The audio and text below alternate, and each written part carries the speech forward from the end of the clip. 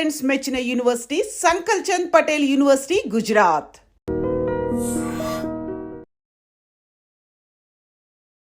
అంతులేని కథ కె బాలచంద్ర సృష్టించిన ఒక అద్భుతం.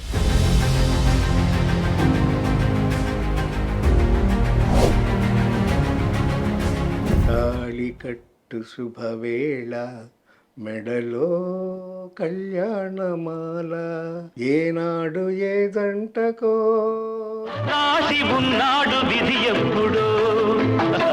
ఆ సినిమాలో అద్భుతమైన పాత్ర రజనీకాంత్ గారిది. అవునండి, సరిత పాత్ర ముండా అంటుంది. కన్న కొడుకు నోటు మీద సరదాగా రజనీకాంత్ చూపించాడు ఒక రోజు. సార్ ఇట్లా సిగరెట్ వేస్తుంటే బాగానే ఉంది, వాడదాం అని చెప్పి షర్ట్లో వాడాడు. కట్టన వేస్తే ఈయన సిగరెట్ పట్టాల. ఓకే, అట్లాగా దగ్గర ఒక అబ్బా, అలాంటిది ఎక్స్పెరిమెంట్. కె బాలచంద్ర గారి గురించి ఎంత చెప్పుకున్నా తక్కువే. సో రజనీకాంత్ గారు ఒక పెద్ద స్టార్ గా ఎదిగిన తర్వాత ఆయన పట్ల తన కృతజ్ఞతను ఎలా చూపించారు? రజనీకాంత్ కానీ కమల్ హాసన్ కానీ బాలచంద్ర గారు ఉంటే ఎప్పుడు వీళ్ళు కూర్చుంటే నేను చూడలేదు. రజనీకాంత్ గారిని రే అని పిలవగలిగిన ఒకే ఒక్కడు నారాయణరావు. వాళ్ళు ఇద్దరికి అలవాటు ఉంది, నేను ఒకే సిగరెట్ కాల్చేవాళ్ళం. Sharing sharing. పాలకొల్లో చేస్తున్నప్పుడు ఒక అబ్బాయి వచ్చాడు. ఎవరో తెలుసా అబ్బాయి? చెప్పండి, అబ్బాయి పేరు చెప్పండి. మెగాస్టార్. ఫైనాన్షియల్ క్రైసిస్ ఎక్కడి నుంచి వచ్చింది? సినిమా ఫీల్డ్ అన్న తర్వాత సక్సెస్ ఫెయిల్యూర్ అని ఉంటాయి. బట్ మీకు సక్సెస్ రేట్ చాలా ఎక్కువ ఉంది కానీ ఫెయిల్యూర్స్ కూడా ఉన్నాయి. సారథి స్టూడియోస్ 1000 కోట్ల ఆస్తి అది. అవునండి, అంటే అక్కినేని నాగేశ్వరరావు గారు ఎన్టీ రామారావు గారి అపోజిషన్ భరించలేక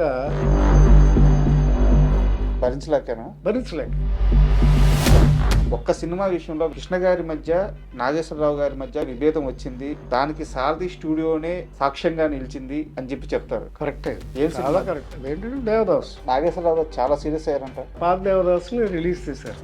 కొత్త దేవదాస్ ఫ్లాప్ అయింది, పాత దేవదాస్ 100 రోజులు ఆడింది రెండోసారి కూడా. ఆ రోజుల్లో మీరు స్టూడియో కొనడానికి ఎంత ఇన్వెస్ట్ చేశారు, ఎంత మీకు రిటర్న్ వచ్చింది? నెక్స్ట్ జనరేషన్ వాళ్ళు మాకు కలిసి రాలేదు. అంతే, ఏ కుటుంబాలైనా ఏ కుటుంబం అయినా అంతే. సో అలాంటి పరిస్థితుల్లో స్టూడియోని. చిరంజీవి గారి విషయానికి వస్తే ఎన్టీఆర్, ఏఎన్ఆర్, కృష్ణ, శోభన్ బాబు, కృష్ణంరాజు, మురళీమోహన్, చంద్రమోహన్, ఆయన వచ్చిన అతి కొద్ది కాలంలోకే నాగార్జున, వెంకటేష్, బాలకృష్ణ లాంటి యంగ్స్టర్స్ వచ్చారు. వీళ్ళందరినీ దాటుకొని శివశంకర వరప్రసాద్ మెగాస్టార్ ఎలా అయ్యాడంటే ఆ క్వాలిటీస్ ఏమని చెప్తారు మీరు? Hard work. సురేఖ్ గారు భార్య కావటం, ధర్మపత్నిగా అమ్మాయి చేసిన సేవ అంతా ఇంత కాదు. బట్ ఆ ఫేజ్ స్టార్ట్ అవ్వడానికి కారణం నారాయణరావు అంటే ఒప్పుకుంటారు? నేను కాదు. పసివాడు ప్రాణం సినిమా చిరంజీవి గారికి పడకపోయి ఉంటే ఆయన అన్నారు, పాటలు లేవు, ఫైట్లు లేవు, మరి నన్ను ఎట్లా యాక్సెప్ట్ చేస్తారు జనం అని డౌట్ పడ్డాడు. నేను ఒకటే మాట చెప్పాను, ఏమంటే బట్ ఎందుకు చిరంజీవి గారి మీద ఒక నెగిటివ్ క్యాంపెయిన్ చేస్తూ ఉంటారు? ఎవరు చేశారు? ఆయన ఫ్రెండ్స్ కు సహాయం చేయలేదు, నిర్మాతలను పట్టించుకోలేదు. ఎవరన్నారు? అసలు బయట చాలా ఉన్నాయి సార్. సుధాకర్ గారికి అన్యాయం చేశారంటారు. సుధాకర్ బాగోని రోజు కూడా. నిజంగా హైదరాబాద్ వచ్చినా గ్యాప్ వచ్చిందా, పొలిటికల్ వల్ల గ్యాప్ వచ్చిందా? బేసికల్ గా నాకు పాలిటిక్స్ ఇష్టం లేదు. చిరంజీవి గారు ప్రజారాజ్యం పార్టీ పెట్టడం మీకు అస్సలు ఇష్టం లేదు. నేను మొదటి నుంచి చెప్తాను, నీకెందుకు రిజల్ట్.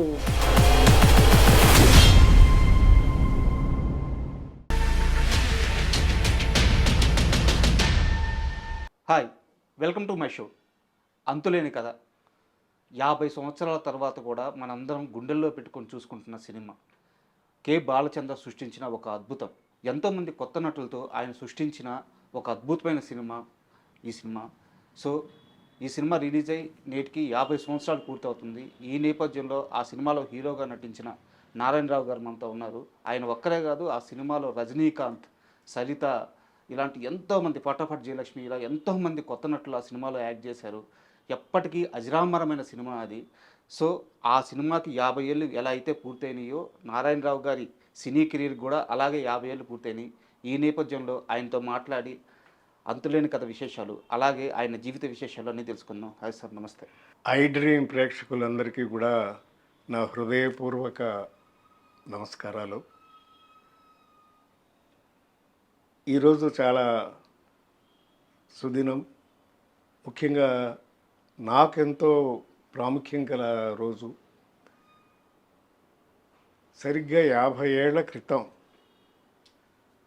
నేను నటించిన తొలి చిత్రం అంతులేని కథ. ఆ సినిమాలో నటించడం అనేది నిజంగా నా అదృష్టం.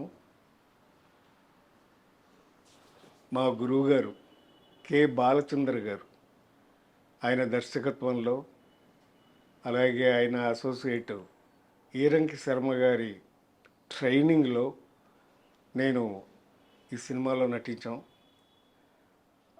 ఇంకో విషయం ఏంటంటే, ఆ సినిమా రిలీజ్ చేసింది ఎన్టీ రామారావు గారి సినిమా Aradhana. Sir super duper hit సినిమా. సార్ ఎన్టీ రామారావు గారు, వాణిశ్రీ గారు నటించినటువంటి ఆరాధన సినిమా మీద డైరెక్ట్గా రిలీజ్ చేశారు ఈ అంతులేని కథ. అది లక్ష్మీ ఫిలిమ్స్, ఇదేమో నవయుగ ఫిలిమ్స్. నవయుగ సంస్థ అంటేనే అందరికీ తెలుసు, మీదే కదా. మాదే. మా నాన్నగారు 1947లో స్థాపించారు ఆ సంస్థని. సార్ ఆ స్వతంత్రం వచ్చిన సంవత్సరం అదే రోజున జెండా ఎగరేసి విజయవాడ గాంధీనగరంలో నవయుగ ఫిల్మ్స్ అనే సంస్థని స్టార్ట్ చేశారు. సార్ ఆ తర్వాత అనేక సినిమాలు మా నాన్నగారు డిస్ట్రిబ్యూషన్ చేశారు. కొన్ని వేల సినిమాలు చేశారు. అయితే అందులో ఇది కూడా ఒక ముఖ్యమైన చిత్రం, అంతులేని కథ. అంతులేని కథ గురించి చాలా మాట్లాడాలి. అయితే నా పర్సనల్ ఎక్స్పీరియన్స్ ఒకటి చెప్తాను. చెప్పండి. కొంత వయసు వచ్చిన తర్వాత మణిరత్నం గారి సినిమాలని ఆరాధించడం మొదలుపెట్టాను. అవును. యువ అని ఒక సినిమా ఉంటుంది. అవును. దాంట్లో కథ ఒక దగ్గర స్టార్ట్ అవుద్ది. 3 క్యారెక్టర్లు ఉంటాయి. కథ జరిగి మళ్ళీ ఎక్కడైతే ఫస్ట్ క్యారెక్టర్ స్టార్ట్ అయిందో రెండో క్యారెక్టర్ మళ్ళీ అక్కడికి వచ్చి ఆ క్యారెక్టర్ స్టార్ట్ అవుద్ది. Okay, good. అంటే స్క్రీన్ ప్లేకి ఒక ఫుల్ఫిల్నెస్ లాగా ఉంటుంది అనమాట అది. అవును, ఆయన గొప్ప దర్శకుడు ఆయన. అప్పటికి నాకు బాలచంద్ర గారి సినిమాలు తెలియదు సార్. ఓకే. అంటే నేను ఇంకా సినిమా లోతుల్లోకి వెళ్ళలేదు, అప్పుడప్పుడు చూస్తున్నాను. Okay okay. ఆ స్క్రీన్ ప్లే చూసి అబ్బా ఇలాంటి ఒక స్క్రీన్ ప్లే ఉంటుందా, కథను చెప్పే విధానం ఇలా ఉంటుందా అని చెప్పి చాలా ముచ్చటపడ్డా, చాలా ఆనందపడ్డా. మణిరత్నం గారిని అడ్మైర్ చేయడం స్టార్ట్ చేశాను. కానీ కొంత వయసు వచ్చిన తర్వాత అంతులేని కథ చూసా. ఫస్ట్ షాటు తల్లి కూతురికి బాక్స్ ఇస్తే అమ్మ ఆఫీస్కి వెళ్ళొస్తాను అంటది. సినిమా అంతా అయిపోయిన తర్వాత అదే తల్లి మళ్ళీ అదే బాక్స్ ఇస్తే అమ్మ ఆఫీస్కి వెళ్ళొస్తాను అంటది. అయిపోయింది. Very good, very good. అంటే 50 ఏళ్ల క్రితం ఈ స్క్రీన్ ప్లే రాశారా? అవునండి. ఇది కథాపరంగా అయితే సుజాత గారు అని ఒక రైటర్ తమిళ్లో. సార్ తెలుసు సార్. సుజాత గారు అంటే అది పెన్ నేమ్ యాక్చువల్గా, సార్ జంటే. ఆయన సుజాత అనే పేరు పెట్టి శంకర్ గారి సినిమాలో కూడా వర్క్ చేశారు, రాసేవారు. అవును. అయితే ఆయన స్క్రీన్ ప్లే కథ, మెయిన్ కథ మాత్రం ఆయన ఇచ్చారు. సార్ స్క్రీన్ ప్లే అంతా చేసింది బాలచంద్ర గారు. సార్ బాలచంద్ర గారి స్క్రీన్ ప్లే అంటేనే పాత్ర ప్రధానంగా ఉంటుంది. సెంట్రల్ ఆఫ్ ఐడియా కంటే కూడా సజీవంగా ఉంటాయి పాత్రలు. అందుకనే వాళ్ళతో చేయించుకోవడం కానీ అవన్నీ ఆయన కరెక్ట్గా ఉండబట్టి ఆ పాత్రలన్నీ కలిస్తే ఒక మంచి కథ అవుతుంది. ఫర్ ఎగ్జాంపుల్ అంతులేని కథ ఉందంటే ప్రతి పాత్ర ఒక ఇంపార్టెంట్ పాత్రే. ఎవరు ఎక్కువ ఎవరు తక్కువ అని చెప్పడం కష్టం. అవును. చివరిగా అతి చిన్న పాత్ర వేసే కమల్ హాసన్ గారు కూడా గెస్ట్ అపీరెన్స్ చేస్తే అది కూడా ఒక పెక్యులర్ క్యారెక్టర్ లాగా తయారైంది. ఇక రజనీకాంత్ గారి గురించి చెప్పక్కర్లేదు. ఆ సినిమాలో అద్భుతం. జయప్రదకి అన్నయ్యగా నటించాడు, తాగుబోతుగాను, మళ్ళీ మారిన తర్వాత మంచి మనిషిగాను. తీరా మంచి మనిషి అయిన తర్వాత ఆయన డెత్ వస్తుంది. సో అలాగా క్లైమాక్స్కి వెళ్ళే కొద్దీ సినిమా అది నిజంగానే క్లైమాక్స్ పరాకాష్ట లాగా అలాగ పీక్ వెళ్ళిపోయింది సినిమా. నేను ఒక్కో క్యారెక్టర్ గురించి అడుగుతాను సార్, చెప్దాము. అసలు ఇది పార్ట్ 1 పార్ట్ 2 కూడా తీస్తారని చాలా ఎక్స్పెక్ట్ చేశారు జనం కూడా. ఎండింగ్ కూడా అలాగే ఉంటుంది. ఎండింగ్ కూడా అలాగే, అన్ఎండింగ్ స్టోరీ. అందుకే అంతులేని కథ అని టైటిల్ పెట్టారు. ఆత్రేయ గారే పెట్టారు టైటిల్. మహారచయిత ఆయన, టైటిల్ ఆయనే పెట్టాడు. పైగా తెలుగు స్క్రిప్ట్ అంతా కూడా అన్ని డైలాగ్స్ ప్లస్ ఆల్ సాంగ్స్. సినిమాలో ఉన్న అన్ని పాటల్ని ఆత్రేయ గారి కాలంతోనే వచ్చినాయి. ఆయన అద్భుతమైన సాంగ్స్ రాశారు. దానికి ఎంఎస్ విశ్వనాథన్ గారు మ్యూజిక్ గొప్పగా మ్యూజిక్ చేశారు. సార్ ఇక బాలు గారు. బాలు గారు, జానక్ గారు, అవును యేసుదాస్ గారు. అవును యేసుదాస్ గారు పాడిన పాట కూడా అద్భుతమైన పాట. దేవుడే ఇచ్చాడు వీధి ఒకటి అనే సాంగ్ రజనీకాంత్ గారు పిక్చరైజ్ చేశారు. అలాగే ఇక తాళిగట్టు శుభవేళ మెడలో కళ్యాణమాల అనే పాట అయితే మీ పాటే. నా పాట, నేను నటించిన పాట.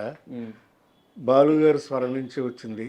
సార్ నిజంగా నాకు తొలి చిత్రంలోనే బాలు గారు సోలో సాంగ్ పట్టం, అది అంత పెద్ద హిట్ అవ్వడం. సార్ ఇప్పటికీ ఆ పాట ఎవరు మర్చిపోరండి. Correct sir. 50 ఏళ్ళైనా కూడా కొత్త పాట విన్నట్టే ఉంటుంది. ఆబాల గోపాలానికి చిన్నపిల్లల దగ్గర నుంచి పెద్దవాళ్ళ వరకు అందరికీ కూడా మనోరంజకంగా ఉంటుంది. మంచి విషయం చెప్పినట్టు ఉంటుంది. అవును చాలా సెంటిమెంట్ కూడా ఉంది ఆ పాటలో. ఒక్కసారి ఆ పాటలు ఉండే తెలుసుకోవాలి. తాళి కట్టు శుభవేళ మెడలో కళ్యాణమాల, ఏనాడు ఏ జంటకో రాసి ఉన్నాడు విధి ఎప్పుడో, తాళి కట్టు శుభవేళ మెడలో కళ్యాణమాల అవుతుంది పాట. అద్భుతం. నేను సింగర్ని కాదనుకోండి, బట్ ఆ సినిమాలో మీరే కదా సింగర్. అంటే నేను నటించాను. ఆ సినిమా గురించి మాట్లాడేటప్పుడు సార్ మీ పాత్ర గురించి తీసుకుంటే, సినిమా మొత్తం మీద సరిత క్యారెక్టర్ని ఒక పులిలాగా చూపించారు. అవును. కానీ మీరు గమనించారా, సినిమాలో సరిత కాస్త నవ్వుతూ మాట్లాడేది ఒక్క మీ క్యారెక్టర్తోనే. Correct correct. ఆఖరికి తను ప్రేమించిన వ్యక్తితో కూడా స్ట్రిక్ట్గానే ఉంటారు, గట్టిగానే మాట్లాడుతుంటారు. అత్తగారింటికి వెళ్తే అత్తగారితో కూడా అలాగే మాట్లాడుతుంది. అంటే సరిత పాత్రకి మాస్క్ లేకుండా ఒక అమ్మాయి ఎలా అలా ఉండేది ఒక్క మీ దగ్గర మాత్రమే. అద్భుతమైన స్నేహం ఉంటుంది ఆ పాత్రతో. అవును, ఇండైరెక్ట్గా చాలా గోపాల్ పాత్రతో ఉంటుంది. పైగా చెల్లెలి పెళ్ళి ఫిక్స్ అయిన తర్వాత వచ్చి నా దగ్గరకు వచ్చి అడుగుతుంది డాబాలో, అవును గోపాల్ నువ్వు పాట పాడాలి అని అంటే, అప్పుడు నేను అంటాను, నాకు సభాయోగమే లేదనుకున్నాను, ఇప్పుడు కళ్యాణ యోగం కూడా లేదు. అంటే నేను ప్రేమించాను, అఫ్కోర్స్ నాది వన్ సైడ్ లవ్ అనుకోండి, అయినా కూడా నాకు సభాయోగం కల్పిస్తున్నారు, నేను తప్పకుండా పాడతానని చెప్పేసి ఒప్పుకుంటాడు. అండ్ గోపాల్ పాత్ర కాకుండా సరిత గురించి ఎలాగో మాట్లాడుకున్నాము. ఆ సినిమాలో అద్భుతమైన పాత్ర రజనీకాంత్ గారిది. అవునండి. అంటే ఒక తాగుబోతు అన్నగా ఇంటి బాధ్యతలు పట్టించుకోకుండా జులాయిగా తిరుగుతూ ఉండే ఒక పాత్ర. బట్ అంటే ఒక సీన్ ఉంటుంది సార్, భార్య ఇంటికి తాగొస్తాడు, చెల్లెలు తిట్టి తరిమేస్తుంది, బయటికి వెళ్ళి దేవుడే ఇచ్చాడు వీధి ఒకటని పాట పాడుకుంటాడు. అయిపోయిన తరువాత అర్ధరాత్రి వచ్చి భార్యతో బిడ్డను అక్కడ వదిలేసి భార్యను తీసుకెళ్ళి లోపల గదిలో శృంగారానికి వెళ్తారు. వెళ్ళి చెల్లెలు లేచిన తర్వాత ఆ బిడ్డ ఏడుపుని లేచిన తర్వాత బయటకు వస్తే ఒక లుంగి కట్టుకొని వచ్చి నిలబడతారు రజనీకాంత్ పాత్ర. అక్కడ మొహం మీద తిడతారు మన సరిత పాత్ర, ముండా అంటుంది. అంటే ఒక పాత్ర కోసం ఆయన ఆ రోజుల్లో ఉన్నారు. అంతేకాకుండా తర్వాత ఒక సీన్లో కన్న కొడుకే నోటు మీద ఉమ్మేస్తాడు, అవును, ఫేస్ మీద. అవన్నీ పడతాడు, అన్నీ బాగానే చేస్తాడు. అలాంటి సిచ్యువేషన్స్లో తీయడం అనేది చాలా కష్టం. ఫర్ ఎగ్జాంపుల్ ఒక షాటు దాంట్లోనే పెట్టారు, ఆ తాళి దేవుడే ఇచ్చాడు వీధి ఒకటిలో. ఒక్కొక్కసారి రజనీకాంత్ గారు బయట రోడ్డు మీద పాట పాడుతుంటే ఈవిడ ఒక్కొక్కసారి ఒక కర్టన్ క్లోజ్ చేస్తుంది, అవును, మళ్ళీ పక్కెచ్చి మళ్ళీ సిగరెట్ వేస్తాడు, అవును, మళ్ళీ కర్టన్ వేస్తుంది, మళ్ళీ ఇంకోసారికి వెళ్ళి మళ్ళీ సిగరెట్ వేస్తాడు, మళ్ళీ కర్టన్ వేస్తుంది. ఇలా ఒకటే షాట్ పెట్టారు ఆయన డైరెక్టర్ గారు, సింగిల్ షాట్ అది మొత్తం చేయాలి. కర్టన్ వేస్తే ఈయన సిగరెట్ పట్టాల. ఓకే, అట్లాగా దగ్గర ఒక 50 టేక్లు అయ్యాయి. అబ్బా. ఎందుకంటే ఆయన సరదాగా రజనీకాంత్ చూపించాడు ఒకరోజు, సార్ ఇట్లా సిగరెట్ వేస్తుంటే బాగానే ఉంది, అయితే వాడదాం అని చెప్పి షర్ట్లో వాడాడు. అది తమిళంలో కూడా ఉండదు సిగరెట్ వేయడం. అయితే సాయం ప్యాకప్ అయిపోయింది. నెక్స్ట్ డే స్టార్ట్ చేశారు. అది నైట్ ఎఫెక్ట్. సార్ ఆ నైట్లే షూట్ చేయాలి. అందుకని 6 గంటలకు మొదలుపెట్టి రాత్రి 10 దాకా చేసేవారు. అవును. రెండో రోజు మళ్ళీ ప్యాకప్ అవుతుంది. ఇంతవరకు షాట్ ఓకే అవ్వాల. రజనీకాంత్ గురుగారి దగ్గర, గురువుగారు నేను చేయలేను, నాకు వదిలేయండి ప్లీజ్, మార్చండి సార్ షాట్ అన్నాడు. ఎందుకు రాదు, చేయగలవు నువ్వు, చెయ్యి బా అని చెప్పి అప్పుడు ఓకే చేశాడు ఆయన షాట్. అలాంటిది ఎక్స్పెరిమెంట్లు చాలా ఉన్నాయి ఆ సినిమాలో. సార్ ఇక్కడ చిన్న డౌట్, యాక్చువల్గా ఆ పాటలో కానీ ఆ సినిమాలో కానీ ఆ రజనీకాంత్ సిగరెట్ ఎగరేసి పట్టుకునే ఆ స్టైలు, నిలబడే ఆ స్టైలు, దానివల్లే ఆయనకంటూ ఒక మంచి సినిమాలు రావడము, మంచి మాస్ మార్కెట్. ఇమేజ్ వచ్చేసింది ఆయన. ఆ రోజు కానీ బాలచంద్ర గారు ఏ మాత్రం కాంప్రమైజ్ అయ్యి వదిలేయ్యా అని ఉంటే ఏమయ్యేది? అదే ఆయన గొప్పతనం. ఎందుకంటే ఇంకొకటి చాలామంది డైరెక్టర్లు అంటే అనకూడదు, వాళ్ళు చేసి చూపించేస్తుంటారు. అప్పుడు ఏమవుతాయి, ఈ క్యారెక్టర్లన్నీ వాళ్ళలాగే బిహేవ్ చేస్తాయి. అందరూ ఆ డైరెక్టర్ లాగానే ఉంటారు. పేర్లు అనవసరం. బాలచంద్ర గొప్ప ఏంటంటే ఆయన చేయడు, చేసి చూపించడు. నీలో ఎంత టాలెంట్ ఉందో దాన్ని బయటికి లాగుతాడు. That's his technique. మనం చేసేదాన్ని బట్టి ఇంకా ఇంకా ఇంకా ఇంప్రూవ్ చేస్తాడు. బాగా చేస్తున్నారని ఆయనకి ఇంప్రెషన్ కలిగింది అనుకోండి, ఇంకా ఇంప్రూవ్ చేసి ఇంకా పకడబందీగా తీస్తాడు సినిమా. ఇంకొక షాట్ కరెక్ట్గా గుర్తుంది నాకు. దాంట్లో ఒక సీన్లో వచ్చి రజనీకాంత్ వచ్చేసి జయప్రదని తిడతాడు, ఏంటి పౌడర్లు రాసుకుని లిప్స్టిక్ రాసుకుని వెళ్తున్నాను సానిదానిలా అంటాడు. అవును. ఒక్కసారి ఆ అమ్మాయి వేసి రే ఏడ్చి నవ్వద్ది, నా ఏడ్చి నవ్వి చెప్తుంది, రే నేను ఈ పౌడర్ రాసుకునేది బూడిదిరా, ఇది ఎందుకు రాసుకుంటున్నాను తెలుసా, సంపాదించడం కోసం రాస్తున్నాను. ఎవరి కోసం చేస్తున్నానో తెలుసా, చూడరాని పాస్బుక్లు తీసి ఒకటొకటి పడేస్తాను. అవును. ఇది నీ చెల్లెళ్ళు పెళ్లి కోసం, ఇది నీ గుడ్డి తమ్ముడు ఆపరేషన్ కోసం, ఇది దీనికోసం. అట్లాగా అందరి పేర్ల డబ్బులు సేవ్ చేస్తున్నాను రా, నా పేరున ఒక్క పాస్బుక్ ఉందేమో చూడు, చెప్పరా ఏమన్నా ఉంటే. ఉండమోపి నువ్వు చెప్పేది ఏమిట్రా, ఆ రోజున నువ్వు వచ్చి నిలబడు, ఇంటి పెద్దగా నిలబడు, ఆ రోజు నేను ఇంట్లోంచి నువ్వు మెడబట్టి బయటికి గంటు, నేను హాయిగా వెళ్ళిపోతా అని చెప్తుంది. ఈ షాటు అది మళ్ళీ సింగిల్ షాట్ పెట్టారు ఆయన బాలచంద్ర గారు. జనరల్ మంచి పర్ఫార్మెన్స్ ఉంటే ఆయన సింగిల్ షాటే పెడతారు. ట్రైలీ మూమెంట్, ఆర్టిస్ట్ మూమెంట్ ఏదో రెండే ఉంటాయి. ఒకవేళ ఆర్టిస్ట్ మూమెంట్లో ఉంటే ట్రైలీ ఉండదు, ట్రైలీ మూమెంట్లో ఉంటే ఆర్టిస్ట్ మూమెంట్ ఉండదు. పొద్దున్నే షూటింగ్ మొదలెట్టాము మేమంటే అందరం ఉండాలి, సెట్లోనే ఉండేవాళ్ళు. అంటే మాకు అందరికి ఫస్ట్ పిక్చర్ అందరు సార్, సో అబ్జర్వ్ చేసినట్టు ఉంటుంది. పొద్దున్నే వెళ్ళిపోయేవాళ్ళు, 4 వెళ్ళిపోతే అందుబాటులో ఉన్నట్టు ఉంటుంది, అందుబాటులో ఉన్నట్టు మాకు అబ్జర్వేషన్ లాగా ఉండేది. Correct. It's a training process almost. పొద్దున్నే మొదలుపెట్టాము షూటింగు, సాయంత్రం అయిపోయింది ప్యాకప్. మళ్ళీ రెండో రోజు పొద్దున్నే మొదలుపెట్టారు, సాయంకాలం అయిపోయింది ఆల్మోస్ట్ ప్యాకప్. కాలేదా షాట్ ఓకే వాళ్ళ. జయప్రద చిన్నపిల్ల ఆల్మోస్ట్ అప్పటికి, తనకి ఒక 17 ఏళ్ళు 18 ఏళ్ళు అంతే, అనుభవం కూడా లేదు. అంటే మేమంటే కొంచెం ఇన్స్టిట్యూట్లో ట్రైన్ అయ్యి వెళ్ళాం కనుక రజనీకాంత్ కానీ నేను కానీ అందుకుని చేసేవాళ్ళం. తను నిజంగా కంగారు పడిపోయింది. మేకప్లో రూమ్లోకి వెళ్ళిపోయి నేను రాజమండ్రి వెళ్ళిపోతాను, నా సినిమా వద్దు ఏడుస్తుంటే అప్పుడు పక్కనే కూర్చుని నేను రజనీకాంత్ మేకప్ రూమ్ అక్కడే న్యూటన్ స్టూడియో అని బాగా గుర్తుంది. లేదమ్మా నువ్వు ఏమాత్రం డిసప్పాయింట్ అవ్వద్దు, ఇది నీకు బ్రహ్మాండమైన పేరు తీసుకొస్తుంది, నువ్వు పెద్ద హీరోయిన్ అయిపోతావు, స్టార్ అయిపోతావు అని చెప్తే అప్పుడు ధైర్యంగా వెళ్ళి చేసింది. మళ్ళీ షాట్ ఓకే అయింది. యాక్చువల్గా నాకు నెక్స్ట్ క్వశ్చన్ కూడా అదే సార్. జయప్రద గారిని ఒక ఇంటర్వ్యూలో అడిగితే అసలు ఆ సినిమాలో షూట్ ఏం నడుస్తుంది, నేను ఏం యాక్ట్ చేస్తున్నాను నాకు ఏం తెలియదు, తెలుసుకునే అంత వయసు కూడా నాకు లేదు. కరెక్ట్. బాలచంద్ర గారు ఏమి చెప్తే నేను అది చేశాను. ఇన్ని సంవత్సరాల తర్వాత వెనక్కి తిరిగి చూసుకుంటే నా జీవితంలోనే కాదు ఏ నటి జీవితంలో కూడా అలాంటి క్యారెక్టర్ మళ్ళీ రాదు. కరెక్ట్. అటువంటి అవకాశాన్ని నాకు ఇచ్చారు ఆయన అని చెప్పి అంత ఆనందంగా. 17 ఏళ్ల వయసుకి అలాంటి ఒక పాత్ర రావడం ఎంత అదృష్టం సార్. నిజంగా అదృష్టం. అలా చేసింది ఇప్పుడు అమ్మాయి, అద్భుతంగా చేసింది. జంకినట్టు కూడా ఎక్కడ కనపడదు Sir. క్యారెక్టరైజేషన్లో. గెటప్ కానీ ఆ స్టైల్ కానీ మెయింటైన్ చేయడం అవన్నీ తమిళ్లో చేశారు. కానీ ఆవిడ సుజాత గారు ఒరిజినల్గానే ఆవిడ అలాగే ఉంటారు. సార్ తమిళ్లో సుజాత గారు చేశారు, బట్ తెలుగులో మాత్రం జయప్రద గారు తినేశారు అసలు అద్భుతం. సార్ ఒక చిన్న డౌట్, ఈ సినిమా కోసం మీరు ఫిల్మ్ ఇన్స్టిట్యూట్లో ఉన్నప్పుడు ఆడిషన్కి వచ్చి మిమ్మల్ని, రజనీకాంత్ గారిని, ఇంకో నటుని, ముగ్గురిని సెలెక్ట్ చేశారు. ప్రదీప్ శక్తి మీ ముగ్గురిని సెలెక్ట్ చేశారు. సో ఆ సెలక్షన్ ప్రాసెస్ ఎలా జరిగింది?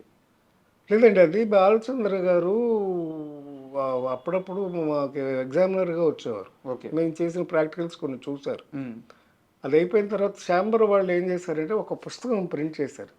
ఆ సంవత్సరం బయటకు వచ్చేసి ఆర్టిస్టులు అందరినీ, మేమే ఫస్ట్ బ్యాచ్ కదా, సార్ ఆ ఫోటోలు వేసి ఛాంబర్ బుక్లో ప్రింట్ చేశారు ఫోటోలు.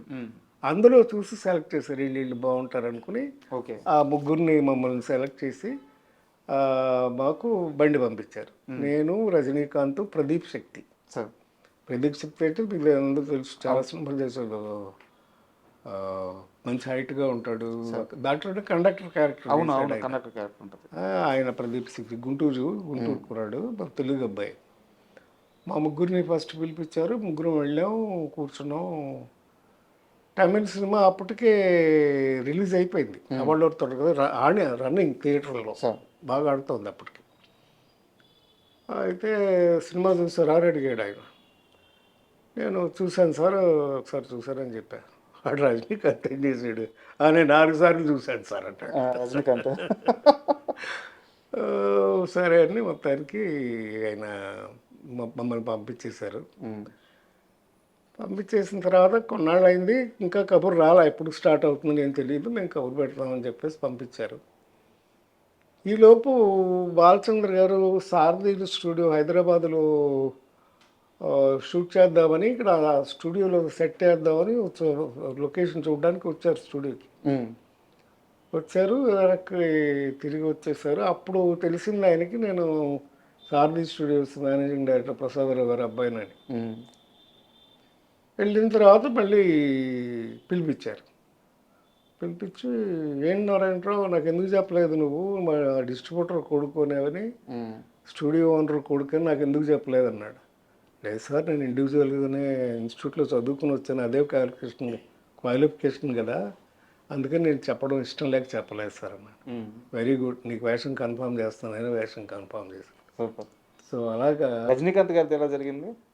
అది ఇద్దరికి అలాగే ఇలా ఉంది.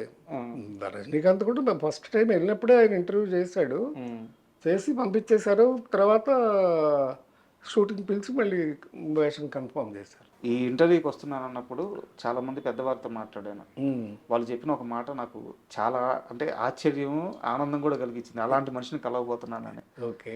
ఇప్పుడున్న సౌత్ కాదు, ఓవరాల్ ఇండియన్ ఫిలిం ఎవరైతే మనుషులు ఉన్నారో, ఆర్టిస్టులు ఉన్నారో, స్టార్స్ ఉన్నారో, రజనీకాంత్ గారిని రే అని పిలవగలిగిన ఒకే ఒక్కడు నారాయణరావు. ఈ రోజు నువ్వు వెళ్ళి ఆయన్ని కలవబోతున్నావు అని చెప్పారు.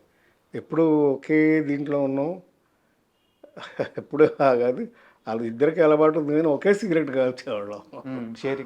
షేరింగ్ అంత క్లోజ్గా ఉండేవాళ్ళం. మా ఇంటికి వచ్చేవారు. మా అక్కయ్య వాళ్ళ కాపురం మెడ్రాస్లో ఉండే. సో మా అక్కయ్యని పిలిచేవాడు, భోజనాలకు కానీ వాటికి కానీ రావటం, చాలా క్లోజ్గా ఉండేవాళ్ళం. కంటిన్యూస్ అండి. అంతులేని కథలో యాక్ట్ చేయడమే కాకుండా తర్వాత వరుసగా 2 సినిమాలు యాక్ట్ చేశాం. సార్ చిలకమ్మ చెప్పింది అని ఒక సినిమా, ఈరంక సినిమా గారి డైరెక్షన్. సార్ అందులో కూడా రజనీకాంత్, సంగీత, నేను, శ్రీప్రియ. అది ఈరంక సినిమా గారని ఆయన డైరెక్షన్, ఫస్ట్ పిక్చర్ ఆయన డైరెక్షన్లో, బాలచంద్ర గారి కో డైరెక్టర్. అది పాలకొల్లో షూటింగ్ చేసేవాళ్ళం. 3 నెలలు 15 రోజులు 10 రోజులు షెడ్యూల్ పాలకొల్లోనే షూటింగ్. మళ్ళీ అందరం మాకు ఎట్లా ఉండేదంటే ఆ రోజుల్లో కాల్ షీట్ అని షూటింగ్ ఉంటేనే వెళ్ళాలి, ఆ పద్ధతి లేదు అప్పుడు. మేమే ట్రావెలింగ్ దోసేవాళ్ళం, మేమే కెమెరాలు మోసుకెళ్ళేవాళ్ళం, మేమే అట్లాగే స్క్రిప్ట్లు చదివేవాళ్ళం, అసిస్టెంట్లు ఉండేవాళ్ళకి డైలాగులు నిలిపేవాళ్ళం. అలా యాక్ట్ చేస్తూ ఉండగా పాలకొల్లో చేస్తున్నప్పుడు ఒక అబ్బాయి వచ్చాడు. ఎవరో తెలుసా అబ్బాయి? పాలకొల్లు అంటేనే చేసేసి ఉంటారు. చెప్పండి, మీ నోటితో చెప్పండి. ఆయన అప్పుడే చదువుకుని ఫినిష్ చేసి వచ్చారు, చదువు అయిపోయింది. మేము రజనీకాంత్ నేను ఇద్దరం షూటింగ్లో ఉన్నాం. మాతో వచ్చి మాట్లాడారు. మాట్లాడిన తర్వాత హోటల్ ఉంటే మా హోటల్కి వచ్చి మాతో పాటు ఉండి చాలాసేపు మాట్లాడి ఫైనల్గా చెప్పింది ఏంటంటే, నాకు కూడా యాక్టింగ్ నేర్చుకోవాలని ఉంది అని అన్నాడు. ఆయన యాక్ట్ చేయాలని ఉందని. అప్పుడు మేము ఇద్దరు చెప్పిన సలహా ఏంటంటే, మేమిద్దరం కూడా అదే ఇన్స్టిట్యూట్లో చదువుకున్నామయ్యా. అప్పుడు వచ్చి ఏమని పిలిచారు మిమ్మల్ని? సార్ అన్నారా, హీరో గారు అన్నారా? మమ్మల్ని అంటే సార్ అనేవాడు, అన్నయ్య అనేవాడు. అట్లా చెప్పండి. మేము వయసులో పెద్దాళ్ళం కదా. రజనీకాంత్ నాకంటే 4 ఏళ్ళు 5 ఏళ్ళు పెద్దాడు. ఆ అబ్బాయి రజనీకాంత్ గారిని ఏమని పిలిచారు? అన్నయ్య అని పిలిచాడు. అన్నయ్య అని పిలిచారు. మిమ్మల్ని అన్నయ్య అని పిలిచారు. తర్వాత ఏం సలహా ఇచ్చారు అబ్బాయికి? సరే, అబ్బాయిని వెంటనే వచ్చి జాయిన్ అవ్వమంటే మెడ్రాస్ వచ్చి ఇన్స్టిట్యూట్లో జాయిన్ అయ్యాడు. తర్వాత ఇప్పుడు ఎంత ఉన్నాడో ఎంత ఎదిగాడో మీ అందరికీ తెలుసు. చెప్పండి, అబ్బాయి పేరు చెప్పండి. నేను చెప్పాలా ఇంకా? మెగాస్టార్ చిరంజీవి. అప్పుడు మా పరిచయమే. ఆ తర్వాత ఆయన మెడ్రాస్ రావడం, ఇన్స్టిట్యూట్లో ఆయన చదువుతున్న రోజుల్లో కూడా నేను వెళ్తూ ఉండేవాడిని. ఎందుకంటే మాకు టీచరు దేవదాస్ కంకాల్ గారు, మా బ్యాచ్ కూడా ఆయన ప్రొఫెసర్. సారథి స్టూడియోస్ ఈరోజు అమీర్పేటలో, హైదరాబాద్ నడిబొడ్డులో, అంటే నేను కమర్షియల్గానే మాట్లాడుతున్నాను, అద్భుతమైన ల్యాండ్. కనీసం 1000 కోట్ల ఆస్తి అది. అవునండి, మీదే అది. అవునండి. అంటే యాక్చువల్ బేసికల్గా మా ఫాదర్ మొదటి నుంచి డిస్ట్రిబ్యూటర్, చెప్పాను కదా, నవయుగ ఫిలిమ్స్. అవును. నవయుగ సంస్థ అనేది టాప్ మోస్ట్ డిస్ట్రిబ్యూషన్ సంస్థ ఇన్ ఆంధ్రప్రదేశ్. ఈ రోజుల్లో లాగా జిల్లాల వారీ కాదు, అప్పుడు టోటల్ ఆంధ్రప్రదేశ్. అవును, 3 ఏరియాలకి ముగ్గురు ఉండేవారు. మా పెద్దనాన్నగారేమో విజయవాడలో ఉండేవారు, హెడ్ ఆఫీస్ అది. మా నాన్నగారేమో గుంటకల్లో ఉండేవారు. సో అందుచేత నేను గుంటకల్లోనే పుట్టా. నేను చదువుకునే 8th క్లాస్ వరకు గుంటకల్లోనే చదువుకున్నాను. ఆ తర్వాత సారథి స్టూడియోస్ తీసుకోవాల్సిన పరిస్థితి వచ్చింది. ఎందుకంటే అక్కినేని నాగేశ్వరరావు గారు ఎన్టీ రామారావు గారి అపోజిషన్ భరించలేక హైదరాబాద్ వెళ్ళిపోయి షిఫ్ట్ అయిపోదామని డిసైడ్ చేసుకున్నాడు. ఆయన భరించలేక కాంపిటీషన్కే. ఎందుకంటే ఆయన డామినేటింగ్ అప్పుడు. ఎక్కువ సంస్థలు, ఇప్పుడు విజయవాహిని అంటే కంప్లీట్గా రామారావు గారి సినిమాలు. ఓకే. ఆయనకి ఎప్పుడు కూడా కాంపిటీషన్ ఉండేది వీళ్ళిద్దరికి. బట్ ఆయన ఎప్పుడు పై చేయగానే ఉండేవారు ఎన్టీ రామారావు గారు. ఆయన ఏ క్యారెక్టర్ అయినా వేసేవాడు, మహానుభావుడు. నాగేశ్వరరావు గారు ఏమో రొమాంటిక్ క్యారెక్టర్స్, కథ ఇంపార్టెన్స్ ఉన్న క్యారెక్టర్స్, సాంఘిక సినిమాలు ఇలా. మొదట్లో జానపద సినిమాలు కూడా చేశారు ఈయన. కీలుగుర్రం అవన్నీ కూడా జానపదాలు కూడా చేశారు ఈయన. కృష్ణుడు వేశారు, అర్జునుడు వేశారు, అన్నీ వేశారు. ఆయన కామెడీ కూడా చేశారు కదా, మిస్సమ్మలు ఎంత గొప్పగా చేశారు ఆయన, మహానటుడు. అయితే ఏదైనా ఆయన కాంపిటీషన్ ఫీల్ అయ్యడం కొంత, చెన్నారెడ్డి గారి స్నేహం కొంత. ఓకే. మర్రి చెన్నారెడ్డి గారు చీఫ్ మినిస్టర్. అయితే ఇట్లా ఇండస్ట్రీ ఇక్కడికి హైదరాబాద్ షిఫ్ట్ అయితే బాగుంటుందని అంటే, అప్పుడు నాగేశ్వరరావు గారు అంటే, నాకు అక్కడ స్టూడియో లేదు. అప్పుడు స్టూడియో క్లోజ్ అయిపోయింది. వాళ్ళు అది యాక్చువల్గా చల్లపల్లి రాజా గారిది ప్రాపర్టీ. అంటే చల్లపల్లి మహారాజా గారిది వాళ్ళ అబ్బాయి రామకృష్ణ ప్రసాద్ గారని, చల్లపల్లి రాజా గారు రియల్గా రాజు గారు ఆయన. ఆ వారిది సారథి బ్యానర్. సారథి బ్యానర్ అంటే అంతకుముందు చాలా పెద్ద పెద్ద సినిమాలు తీశారు. తమ్మారెడ్డి భరద్వాజ నాన్నగారు కూడా అక్కడ వర్క్ చేసినట్టు, దానికి మేనేజర్గా చేశారు. అవును. ఆయన తర్వాత మా నాన్నగారు. అవును. అంటే అది ఎలా జరిగిందంటే, ఫస్ట్ ఆ బ్యానర్, సారథి బ్యానర్ చాలా రామారావు గారితో ఆత్మబంధువు, కలిసి ఉంటే కల సుఖం, ఇలాంటి సినిమాలన్నీ సారథిలో తీసినాయి. రోజులు మారాయి నాగేశ్వరరావు గారితో. అప్పుడు నవయుగ ఫిలిమ్స్ వాళ్ళు సారథి స్టూడియో 45% షేర్స్ కొనుక్కున్నారు. అప్పటి నుంచి మా నాన్నగారు గుంటకల్ నుంచి ఇక్కడికి షిఫ్ట్ అయ్యారు స్టూడియో మేనేజ్ చేయడానికి. 64లో 64 నుంచి సారథి స్టూడియోస్ నాన్నగారే చూసుకున్నారు. మొదట్లో ఒకటే ఫ్లోర్ ఉండేది, తర్వాత 2 ఫ్లోర్లు కట్టారు, మొత్తం 3 ఫ్లోర్లు అయినాయి. స్టూడియో బ్రహ్మాండంగా నడిచేది. ఇప్పుడు మెట్రో స్టేషన్ ఉంది కూడా అంతా సారథి స్టూడియోస్లోనే ఉండేది. అప్పట్లో అమీర్పేట్ మెట్రో స్టేషన్ ఉంది, అదంతా సారథి స్టూడియోస్ గేటే. అక్కడ ఉండేది మెయిన్ గేటు. స్టూడియో మీరు అమ్మేసుకున్నారో లేకుంటే మీ వాటాలు మీరు వెనక్కి తీసుకున్నారో నాకు అంత ఐడియా లేదు. బట్ ఆ రోజుల్లో మీరు స్టూడియో కొనడానికి ఎంత ఇన్వెస్ట్ చేశారు, ఎంత మీకు రిటర్న్ వచ్చింది? లేదండి, అది ఇన్వెస్ట్మెంట్ అంటే నవైగా నుంచి ఫండ్స్ వచ్చాయి. నవైగా అప్పటికే బాగా పెద్ద కంపెనీ. సినిమాలు కొన్ని వేల సినిమాలు రిలీజ్ చేశారు, కొన్ని వేల సినిమాలు సూపర్ హిట్లు అయినాయి. సార్ సో దాని ఇన్వెస్ట్మెంటే సారథి స్టూడియోకి. తీసుకున్నారు అంటే నేను అడిగేది ఏంటంటే మీ షేర్లు వదులుకోకుండా ఉండాల్సింది అనే ఆలోచన అయితే- లేదండి, అదేంటంటే ఫ్యామిలీ ఇది. మా ఫాదర్ వాళ్ళు 3 brothers, plus private limited company. Sir it's not a ownership company కాదు. సో అందుకని షేర్స్ ఉండే ఎవరికి వాళ్ళకి. వాళ్ళ బ్రదర్స్ నెక్స్ట్ జనరేషన్ వాళ్ళు మాకు కలిసి రాలేదు, ఒకరికొకరు పడలేదు. మామూలే, భారతం అంతే, ఏ కుటుంబాలైనా ఏ కుటుంబం అయినా అంతే. పెద్ద పెద్ద వాహిని స్టూడియో అట్లాంటివి అయిపోయింది, ఏవిఎం అలాగే అయిపోయింది. సో అలాంటి పరిస్థితుల్లో స్టూడియోని అమ్మేయాల్సి వచ్చింది, అమ్మేశారు. ఎందుకు అమ్మారు సార్? మీకు ఏమన్నా అది అంత డీటెయిల్స్ నాకు తెలియదు. మహా అయితే కొన్ని లక్షల్లో ఉంటుందా? లక్షల కోట్లు కదండి, 12 ఎకరాలు. మీరు అమ్మినప్పుడు? మేము అమ్మినప్పుడే కోట్లండి. అప్పుడే కోట్ల? 80s మేము అమ్మింది ఎప్పుడు? 84లో, 80s తర్వాత. 80s తర్వాత కదా మేము అమ్మింది. కొన్నది ఎప్పుడు 64లో. ఇప్పుడైతే వేల కోట్లు ఉంటాయి.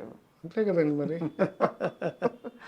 అంటే అప్పట్లో మాకు డివిజన్, మాకు అది ఒకటే ప్రాపర్టీ కాదు, ఇంకా ఉండేది సరోవర్ హోటల్ ఉండేది. సార్ షాపూర్ వాడి అని సెక్రటరియట్ ఎదురుగా సరోవర్ హోటల్ ఉండేది. ఫస్ట్ డ్రైవింగ్ రెస్టారెంట్ అది సరోవర్ ఉండేది. ఇవన్నీ ప్రాపర్టీస్ ఉండేవి. బ్రదర్స్ వాళ్ళు నెక్స్ట్ జనరేషన్ రాలేదు. మా బ్రదర్స్లో కూడా డిఫరెంట్ ప్రొఫెషన్స్కి వెళ్ళిపోయాం. సో అందుచేత అలాగా క్లోజ్ చేయాల్సి వచ్చింది. సార్ ఇండస్ట్రీలో సీనియర్ హీరోల విషయంలో కాస్త మనస్పర్ధలు అంటే అందరూ కృష్ణ గారు ఎన్టీఆర్ గారి మధ్య అని చెప్తారు, లేదా అప్పుడప్పుడు ఏఎన్ఆర్ గారు ఎన్టీఆర్ గారి మధ్య కూడా వచ్చినాయని చెప్తారు. చిన్న చిన్న భేదాలు కానీ అంటే కానీ ఎప్పుడు కూడా ఎవరు కూడా కృష్ణ గారి మధ్య నాగేశ్వరరావు గారి మధ్య విభేదాలు గురించి చెప్పరు, అసలు రాలేదని అంటారు. అయితే ఒక్క సినిమా విషయంలో వీళ్ళిద్దరి మధ్య విభేదం వచ్చింది, దానికి సారథి స్టూడియోనే సాక్ష్యంగా నిలిచింది అని చెప్పి చెప్తారు. కరెక్టే, ఏం చాలా కరెక్ట్. అదేంటంటే దేవదాస్కి ఏమైందంటే అప్పుడు అక్కినేని నాగేశ్వరరావు గారు అమెరికా వెళ్ళి హార్ట్ ఆపరేషన్ చేయించుకున్నారు.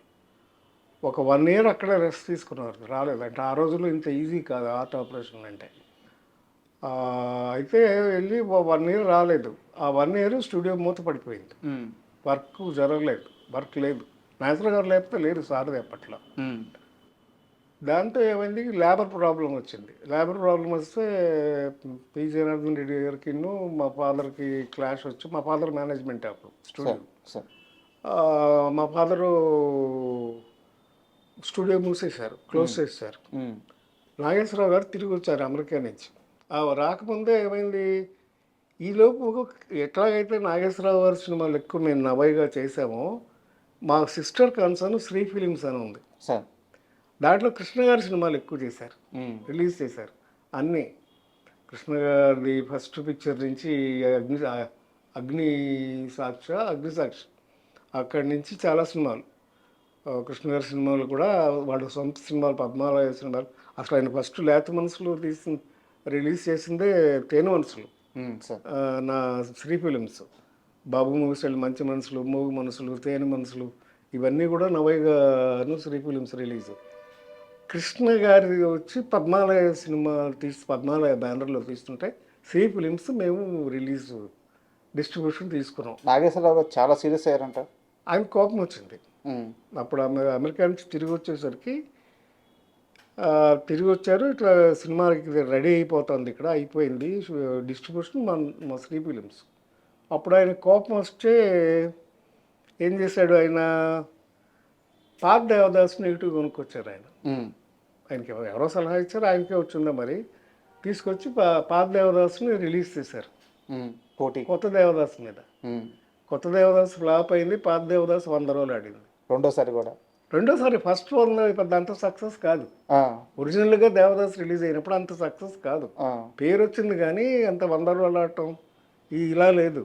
యాక్చువల్గా రెండోసారి రిలీజ్ చేసినప్పుడు అది 100 రోజులు ఆడింది. సార్. ఈ సమ్మర్ వచ్చింది. అప్పుడు వచ్చినప్పుడు నాగేశ్వర గారు తిరిగి వచ్చారు. తిరిగి రాగానే స్టూడియో ఓపెన్ చేయమని అడిగారు మా ఫాదర్ని. లేబర్ ప్రాబ్లం ఉంది, నేను ఓపెన్ చేయను అన్నారు మా ఫాదర్. నేను ఓపెన్ చేయనండి, కుదరదు, ఇప్పుడు లేబర్ ప్రాబ్లం ఉంది, సో అది ఓపెన్ చేయడానికి వీలు కదంటే అప్పుడు ఆయన సరే అని చెప్పేసి అంజలీదేవి గారి సినిమా వెళ్ళి బెంగళూరులో షూట్ చేశారు. ఎందుకంటే చెన్నై వెళ్ళటం ఇష్టం లేదు ఆయనకి. మళ్ళీ చెన్నై ఎప్పుడు వెళ్ళేవారంటే అక్కడ సొంత స్టూడియో ఉంటే దానికి మాత్రం వెళ్ళేవారు షూటింగ్. అది ఆయన మనసులో పెట్టుకున్నారు, ఇప్పుడు అలాగే చేస్తున్నారు. ఇప్పుడు విజయ కానీ అక్కడ స్టూడియో ఉంటుంది, వీనస్ కానీ వాళ్ళ సొంత స్టూడియో ఉన్న వాళ్ళకైతేనే మెడ్రాస్ వెళ్ళేవారు, లేకపోతే ఇక్కడి నుంచి మెడ్రాస్ వెళ్ళేవారు కాదు. ఇక్కడే ఆయన ఫిక్స్ అయిపోయారు, హైదరాబాద్లోనే ఉండాలని ఫిక్స్ అయిపోయి ఇక్కడికి వచ్చేసారు. అప్పుడు బెంగళూరులో షూటింగ్ చేశారు. చేస్తే అప్పుడు ఇంక నాకు సొంతంగా స్టూడియో కావాలని డిసైడ్ చేసుకుని అప్పుడు అన్నపూర్ణ తీసుకోవడం ఇవన్నీ జరిగినాయి. మొన్న నాగేశ్వరరావు గారు పోకముందు కూడా నాతో అన్నారు ఒకసారి, ఏవయ్యా ఆ రోజు మీ నాన్న చేసిన పనేనయ్యా ఇది, ఆయన స్టూడియో ఓపెన్ చేసి ఉంటే నేను కట్టేవాడిని కాదు, మా పిల్లలకి ఇంత ప్రాపర్టీ ఉండేది కాదు, అది నీ పుణ్యం అయ్యా అని నాతో అన్నారు ఆయన. సో అలాగా మంచి జరుగుతుంది, చెడు జరుగుతుంది. ఈ మొత్తం సినారియో వల్ల ఒక 2-3 సంవత్సరాలు ఇద్దరి మధ్య గ్యాప్ వచ్చేసిందంట కృష్ణ గారి మధ్య. వచ్చిందండి, కలిసి చేశారు, చాలా సినిమాలు కూడా చేశారు. బట్ ఆ ఇష్యూలోనే ఆయన కోపం వచ్చింది. అంటే అంత క్లాసిక్ దాన్ని ఎందుకు మళ్ళీ టచ్ చేయడం ఎందుకు చేయకుండా ఉంటే బాగుండేది. పైగా మెయిన్ డిస్ట్రిబ్యూట్ చేయడానికి ఇంకా కోపం వచ్చింది. మీరేమో హోమ్ డిస్ట్రిబ్యూషన్ లాగా ఆయనకు కూడా ఆయన సినిమాలు కూడా మేమే ఎక్కువ చేసాం. పద్మాలయ మొదటి సినిమాలన్నీ కూడా శ్రీ ఫిలిమ్స్ రిలీజ్, ఆయన ఫస్ట్ పిక్చర్ నుంచి. అలాగా సార్, రజనీకాంత్ గారిని లాస్ట్ సార్ ఎప్పుడు కలిసారు మీరు?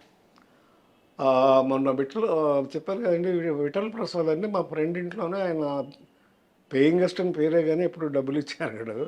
వాళ్ళ అమ్మగారే భోజనం పెట్టింది, కొడుకులు తన విఠల్ ప్రసాద్ వాళ్ళ 2 అన్నదమ్ములు. అయితే వాళ్ళలో కానీ ఈయన కూడా చూసుకునేది. వాళ్ళ ఇంట్లోనే ఒక రూము మ్యూజిక్ అకాడమీ అని చెన్నైలో ఉంటుంది, దాని పక్కన వెనకాల. విఠల్ ప్రసాద్ వాళ్ళ ఫాదర్ కూడా జమీందార్ గారి దగ్గర దివాన్గా పనిచేసేవారు వాళ్ళ ఫాదర్ ఒకప్పుడు. ఆ మంచి ఇల్లు ఉండేది, ఆ ఇంట్లోనే పాపం ఆశ్రయం ఇచ్చింది. తర్వాత వాళ్ళని కూడా బాగా చూసుకున్నాడు రజనీకాంత్. వాళ్ళ అమ్మగారికి ఇల్లు కొనిపెట్టాడు. మళ్ళీ వాళ్ళిద్దరికి విఠల్ ప్రసాద్ అని ఆయనకి వాళ్ళ బ్రదర్ వేణు అని ఆయన కాల్ షీట్లు అవన్నీ అప్పచెప్పాడు, వాళ్ళకి డబ్బులు అన్నీ చూశాడు, చాలా బాగా చూసుకున్నాడు. వాళ్ళ అమ్మాయి పెళ్ళి అయితే వెళ్ళాం. ఓకే. వెళ్తే ఆ రోజంతా మా దగ్గర. ఇది ఏ సంవత్సరంలో పెళ్లి జరిగింది? ఒక 3 years అయింది, 3-4 years అయింది. కళ్యాణ మంటపంలోనే పెళ్లి చేశారు. పెళ్ళి అయిన తర్వాత మమ్మల్ని అందరినీ ఆయన తోటకు తీసుకెళ్ళాడు, మా ఫ్రెండ్స్ అందరినీ. ఓకే. మేము 15 మంది దాకా ఉన్నాం బ్యాచ్. అందరం వెళ్ళాము, రోజంతా ఆయనతోనే స్పెండ్ చేసి వాళ్ళందరినీ మధ్యాహ్నం లంచ్ ఇంటికి తీసుకెళ్ళి వాళ్ళ ఆవిడని స్వయంగా వడ్డం చేయమని వాళ్ళతో భోజనాలు పెట్టి మా అందరికి బట్టలు పెట్టి పంపించాడు. సో అలాగే ఫ్రెండ్స్ని బాగా చూసుకుంటాం. ఏమని పిలుస్తున్నారు ఇప్పుడు? అరే అనుకుంటాం మేము. ప్రదీప్ శక్తి గారు కానీ మేము ఫ్రెండ్స్ అలా అనుకుంటాం, అలాగే అరే అనుకుంటాం, అంతే కదా.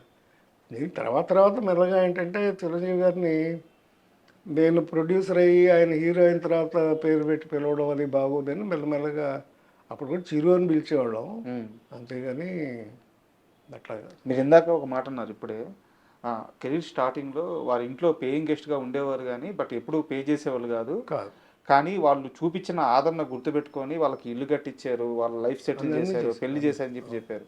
ఈ దాని కూడా మొదటి నుంచి ఉండేది రజనీకాంత్ గారి విషయంలో. అంటే మొదట్లో పరిస్థితి లేదు కదా ఆయనకి, తర్వాత ఎక్కడి నుంచి వస్తుంది, అది తర్వాత వచ్చింది. మీరు అంతా దగ్గర నుంచి చూసారు.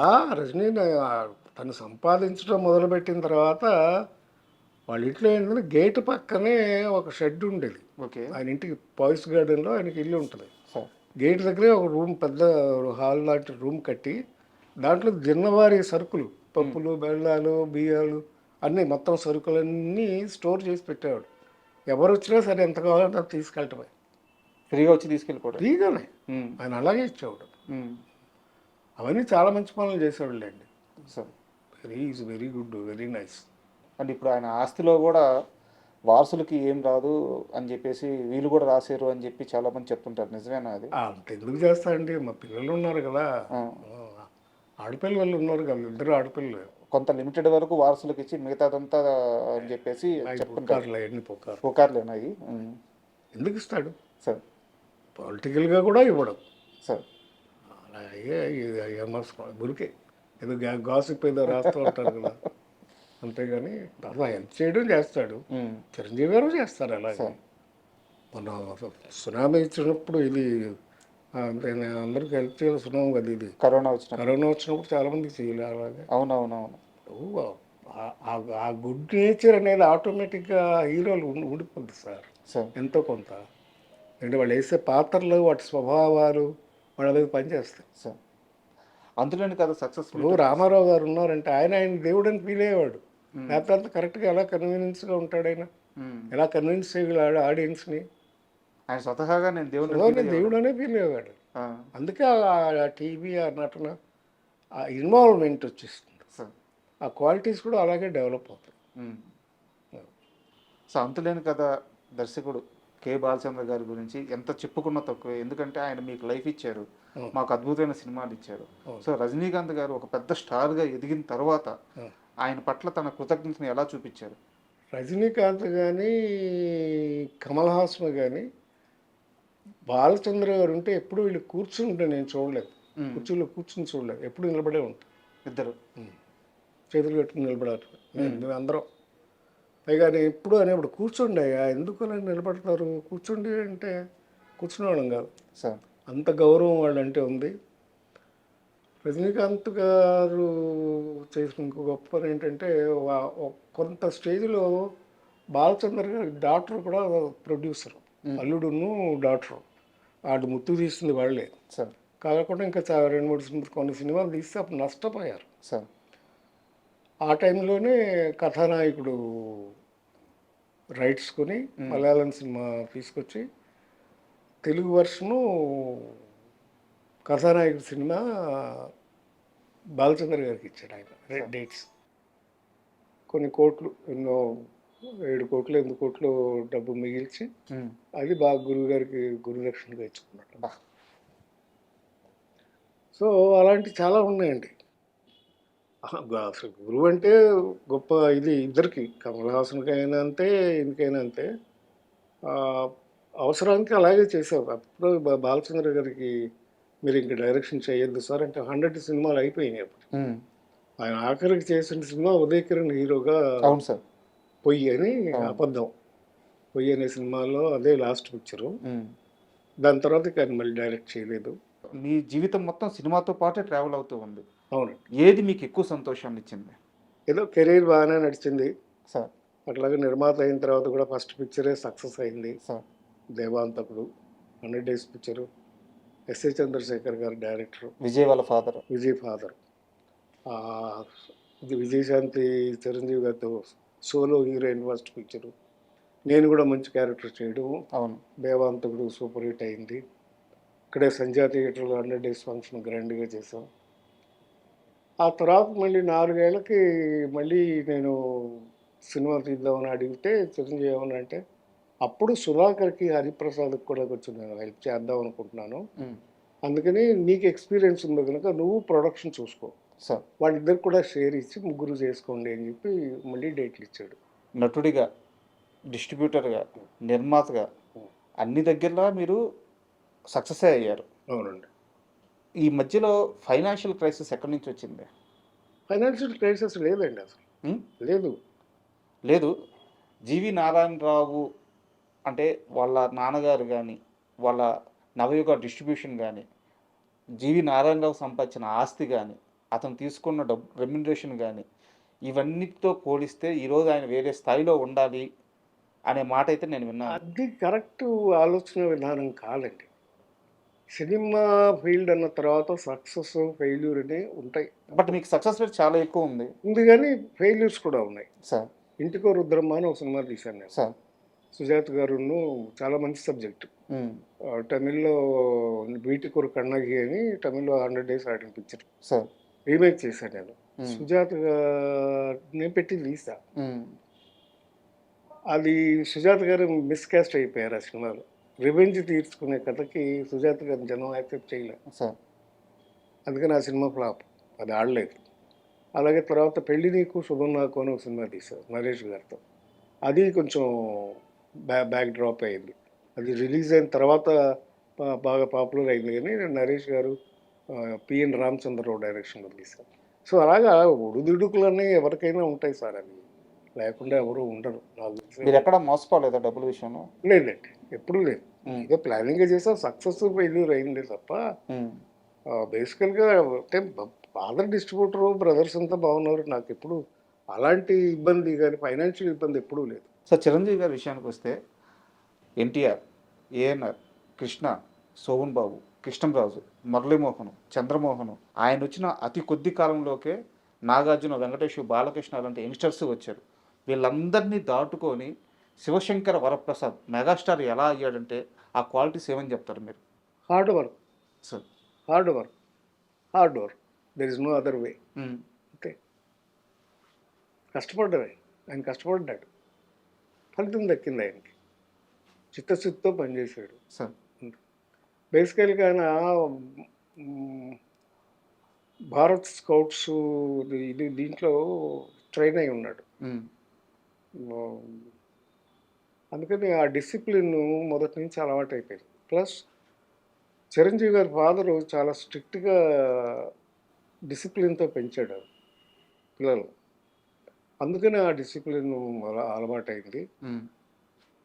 లక్కీగా సురేఖ్ గారు భార్య కావటం, ఆ అమ్మాయి చాలా చాలా సిస్టర్ లాగా.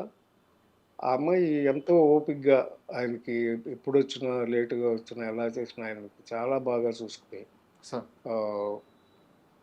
ధర్మపత్నిగా అమ్మాయి చేసిన సేవ అంతా ఇంత కాదు. That's why is happy. చాలా ఆనందంగా ఉంది సార్. ఎందుకంటే చిరంజీవి గారి ప్రస్తావన వస్తే అందరూ ఇప్పుడు మనం మాట్లాడుకున్నట్టే ఆయన కష్టపడ్డాడు, ఆయన నేర్చుకున్నాడు, పడ్డాడు, లేచాడు, గెలిచాడు, అందరూ ఇలా మాట్లాడుతూ ఉంటారు. అయితే ఆయన జీవిత భాగస్వామిగా సురేఖ గారి కష్టం గురించి చాలా తక్కువ మంది మాట్లాడతారు. మీరు చాలా దగ్గరగా ఉన్న మనిషి కాబట్టి ఆమె ప్రస్తావన తీసుకొచ్చారు. నాకంత తోబుట్టు లాంటిది సార్. పైగా మా పెళ్ళిళ్ళు అందరూ ఒకే నెలలో అయినాయి. నా పెళ్ళి, చిరంజీవి గారి పెళ్ళి, రాజేంద్ర ప్రసాద్ పెళ్ళి. మా ముగ్గురు పెద్ద పిల్లలు, చిరంజీవి గారి పెద్దమ్మాయి, నా కొడుకు, రాజేంద్ర ప్రసాద్ కొడుకు, ముగ్గురు ఒకే నెలలో పుట్టారు. సార్. ముగ్గురు మేము మున్సిపాలిటీకి షూటింగ్ చేస్తున్నాం ఇక్కడే సంజీవ్ రెడ్డి నగర్లో. అదే షూటింగ్లో ముగ్గురు పిల్లలు పుట్టారు. ఆ ముగ్గురిని కూడా పార్టీలు చేసుకున్నాం. సార్. అలాగా కోఇన్సిడెన్స్ అని. So we had a good life. Sanjeev గారికి సక్సెస్లు ఉన్నాయి, ఫెయిల్లు ఉన్నాయి. మధ్యలో ఒక పీరియడ్లో కొన్ని ఫ్లాప్లు బాగా పడ్డాయి. సార్. సరిగ్గా ఎప్పుడంటే హిట్లర్కి ముందు. హిట్లర్ నుంచి సెకండ్ ఇన్నింగ్స్ అంటారు. హిట్లర్కి ముందు చాలా వస్తే ఫ్లాప్లు వస్తే కొన్నాళ్ళు, ఒక 6 నెలలు అసలు షూటింగ్ చేయలేదు ఆయన. సార్. బెంగళూరు వెళ్ళిపోయి, బెంగళూరులో ఆయనకి రిసార్ట్ ఉంది, అది మా బ్రదరు కట్టారు, అలంకృత అని. అందులో ఆయనకి హౌస్ ఉంది, సొంత హౌస్, 4 ఎకరాలు సైట్లో ఇల్లు ఉంది. అక్కడికి వెళ్ళిపోయి అక్కడే ఉండిపోయారు. గ్యాప్ తీసుకున్నారు. 6 నెలలు గ్యాప్ తీసుకుని అప్పుడు హిట్లర్ సబ్జెక్టు మీద వర్కౌట్ చేసి సార్ సక్సెస్ తీసుకుని తిరిగి వచ్చి అక్కడి నుంచి మళ్ళీ ఆగలేదు సార్. హిట్లర్ తర్వాత ఇమీడియట్గా ఇక సక్సెస్లు వచ్చినాయి మళ్ళీ. యాక్చువల్గా ఇప్పుడు మీరు హిట్లర్ అన్నారు కదా సార్, కానీ దానికంటే ముందు అంటే చిరంజీవి అప్పటికి ఇంకా మెగాస్టార్ కూడా కాలేదు. చిరంజీవిని మెగాస్టార్ చేసిన సినిమాలు పసివాడి ప్రాణం, యముడికి మొగుడు, ఇలాంటి కొన్ని సినిమాలు ఉన్నాయి. Gang leader. బట్ ఆ ఫేజ్ స్టార్ట్ అవ్వడానికి కారణం ఆ ఫేజ్ నారాయణరావు అంటే ఒప్పుకుంటారు? నేను కాదు ఆయన స్వయం కృషే. కానీ పసివాడు ప్రాణం సినిమా చిరంజీవి గారికి పడకపోయి ఉంటే అట్లాగా లెక్క వేయలేం కానండి. ఆ పసివాడి ప్రయాణం చేయడానికి ముఖ్య కారణం నేనే. ఉమ్, ఎందుకంటే అది యాక్చువల్గా నేను తీద్దామని నేను వెళ్ళి ఫాజిల్ గారి దగ్గర రైట్స్ కొనుక్కొచ్చాను. ఉమ్, అది మలయాళంలో ఆయనే తీశారు. ఆ అమ్మాయి సుజిత అనే పిల్ల. అయితే నేను అరవింద్ గారికి చెప్తే, నేను సరే నారాయణరావు అంటే, నేను డబ్బు తీసుకెళ్ళి ₹1,00,000 ఆ రోజుల్లో ఉమ్, పసివాడి పురాణం ఉన్నాయి మలయాళం దగ్గర, ఆయన ఫాజిల్ గారి దగ్గర రైట్స్ కొనుక్కొని తీసుకొచ్చాను. తీసుకొచ్చి చిరంజీవి గారికి మెడ్రాస్లో చూపించాం. ఆయన అన్నారు, ఏం నారాయణరావు పాటలు లేవు. ఆ ఒరిజినల్ సినిమాలో సత్యరాజు గారు చేశారు తమిళ్లో. సార్ అయితే ఆయనకి పాటలు గీటలు అవసరం లేదు. పాటలు లేవు, ఫైట్లు లేవు, మరి నన్ను ఎట్లా యాక్సెప్ట్ చేస్తారు జనం అనేది ఆయన డౌట్ పడ్డాడు. లేదు చిరు, నేను ఒకటే మాట చెప్పాను, ఏమంటే నీకు పిల్లల మనసులో నువ్వు ముద్ర వేసుకున్నావు. ఉమ్, పిల్లల కోసం నువ్వు ఏ సాక్రిఫైస్ చేసినా అది నీకు హైలైట్ అయిపోతుంది సినిమా. నీ సబ్జెక్ట్గా చూడు అంతే.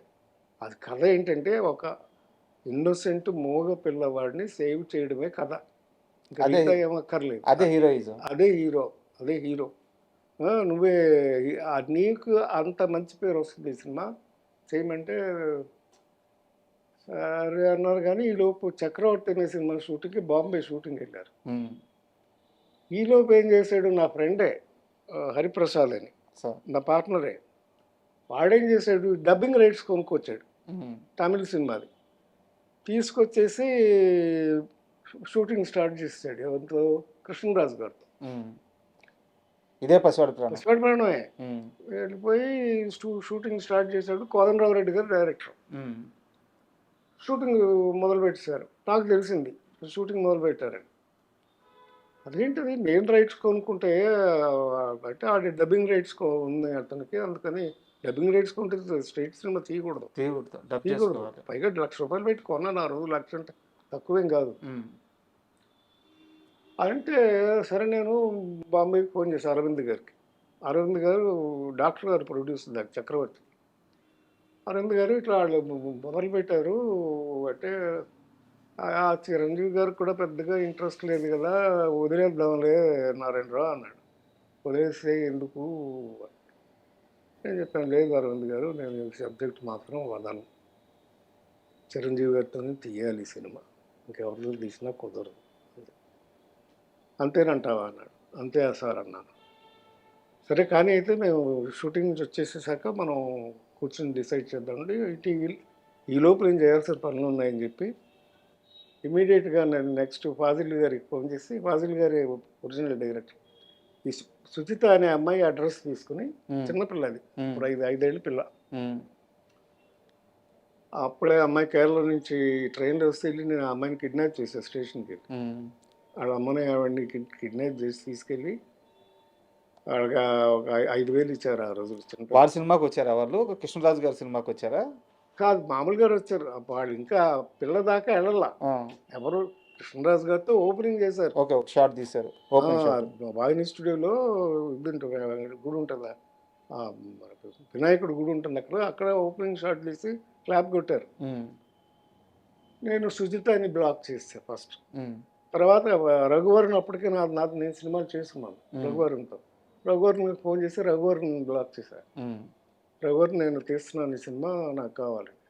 సరే అని డేట్లు ఇచ్చేస్తాను, బ్లాక్ చేస్తాడు. తర్వాత యాంటోనీ అని ఆ గడ్డపాడు ఉంటాడు విలన్, వాడిని బ్లాక్ చేసేసారు. ముగ్గురిని బ్లాక్ చేసి పెట్టారు. అప్పుడు చిరంజీవి గారు బాంబే నుంచి వచ్చారు. వాళ్ళు ముగ్గురు లేకపోతే ఆ సినిమా లేదు. కరెక్ట్, ఎమోషన్ పోద్ది. ఆ ముగ్గురు లేకపోతే లేదు, సినిమా లేదు. సరే, అరవింద్ గారు వీళ్ళు వచ్చిన తర్వాత చిరంజీవి గారితో ఫోన్ చేయించారు కోదండరావు రెడ్డి గారికి. కోదండరావు రెడ్డి గారు, ఏంటి రెడ్డి గారు, మరి నారాయణరావు కొనుక్కొచ్చాడంట, తీస్తానని గొడవ చేస్తున్నాడు, ఏం చేద్దాం, నేను వచ్చేస్తున్నాడు, ఆయన వచ్చేసాడు. ఎట్లా అది పసివాడి ప్రాణం స్టార్ట్ అయింది. అంటే ఎందుకు అడిగానండి సార్ ఈ ప్రశ్న, నేను పసివాడి ప్రాణం తరువాత పడిన ప్రతి సినిమా ఆయన్ని సుప్రీం స్టార్ నుంచి మెగాస్టార్ని చేసింది. సో ఆ సినిమా స్టార్టింగ్ పాయింట్ పసివాడి ప్రాణం. సో ఆ సినిమా కోసం మీరు ఎంత కష్టపడ్డారు ఇదంతా తెలుసు నాకు. అదే. సో అందుకే ఇంకొకసారి మా ప్రేక్షకులకు తెలియాలని చెప్పి అడిగాను. పసివాడి ప్రాణం అండి స్టార్ట్ చేసాం. ఆ, దాంట్లో సుమలత క్యారెక్టర్ కూడా ఒరిజినల్ లేదు. సో ఆవిడ క్యారెక్టర్ యాడ్ చేసాం. సత్యానంద్ గారు నేను కూర్చునేవాళ్ళం ప్రతి సినిమాకి స్క్రీన్ ప్లేకి. నేను ఎప్పుడు పేరు వేసుకోలేదు కానీ బిహైండ్ ద స్క్రీనే వర్క్ చేసేవాళ్ళం. సో మనకు కావాల్సిన పాయింట్లు అన్నీ పెట్టి 6 పాటలు పెట్టాం. పక్కా కమర్షియల్ మూవీ అయిపోయింది. పక్కా కమర్షియల్ పిక్చర్ అయిపోయింది. ఫైట్లుగానే ఉన్నాయి, కథగానే ఉంది. కామెడీ ఇద్దరు హీరోయిన్లు ఉన్నారు, విజయశాంతి, సుమలత. ఇద్దరు హీరోయిన్లు గ్లామర్ ఉంది. ప్లస్ మెయిన్ కథ థీమ్గానే ఉంది. సరే. చాలా అందుకే సూపర్ హిట్ అయిపోయింది. సార్ ఒక సీరియస్ క్వశ్చన్ ఉంది. చాలామందికి ఈ ప్రశ్నకు సమాధానం తెలుసుకోవాలని ఉంది. కరెక్ట్గా చెప్పే మనిషి లేడు. మీరే దీనికి కరెక్ట్ పర్సన్ అనిపిస్తుంది. చిరంజీవి గారి కెరీర్లో ఆయన సక్సెస్లో అల్లు అరవింద్ గారి పాత్ర ఎంత, ఆయన కష్టం ఎంత? చాలా ఉందండి, చాలా ఉంది. ఎందుకంటే చిరంజీవి గారి కంటే కూడా అల్లు రామలింగ గారి ద్వారా వాళ్ళ కొడుకుగా ఆయనకి సినిమా ఇండస్ట్రీలో మంచి పేరు ఉంది అప్పటికే. సార్ ప్లస్ ఆయన ప్రొడ్యూసర్గా కూడా అప్పటికే చాలా సినిమాలు తీసుకున్నారు. సత్యనారాయణ గారితో తీశారు సినిమాలు, బంట్రోత్ భార్య తీశారు.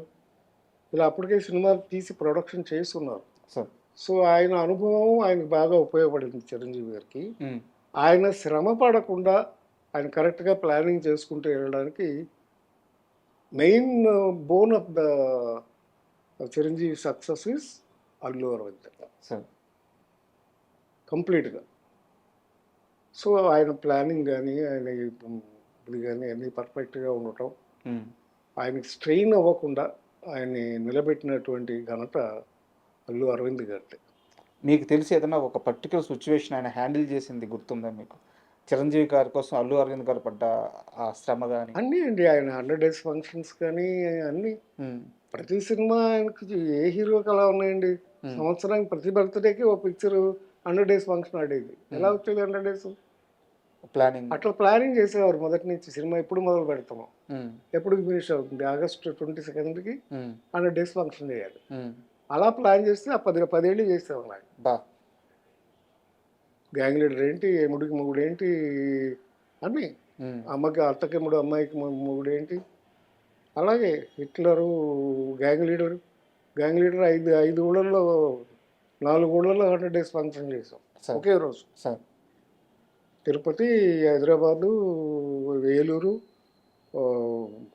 విజయవాడ. సో ఇంత ప్లానింగ్, ఆయన సర్కిల్ మెయింటైన్ చేయడం కూడా అరవింద్ గారు అలా మెయింటైన్ చేసేవారు. హీరో గారి కష్టం హీరో గారు పడి ఆయన కాంటాక్ట్స్ ఆయనకు ఉండేవి.